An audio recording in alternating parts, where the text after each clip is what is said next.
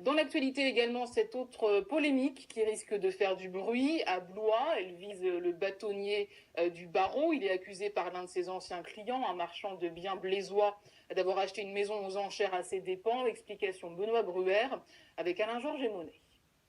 Il y a quelques jours, Maître Vinet était sur le perron du tribunal de Blois pour défendre l'aide juridictionnelle. Mais depuis les révélations de la Nouvelle République, le bâtonnier serait-il le principal artisan d'une affaire d'escroquerie ? 19 janvier 2012, cette maison située quartier Vienne à Blois est vendue aux enchères, son propriétaire ne pouvant plus rembourser le prêt bancaire.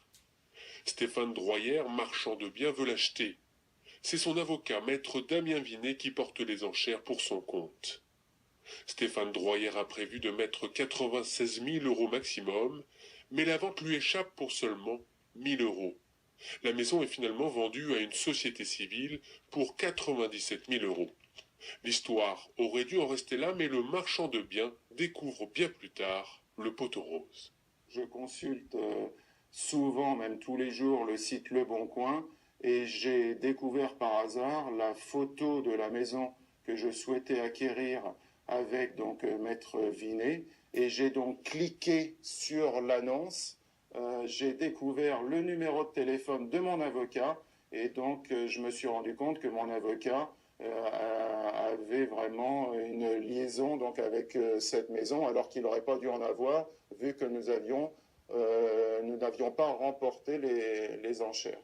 Son propre avocat a donc acheté ce bien via une société civile dont il possédait 50% des parts. Depuis, Stéphane Droyer se bat.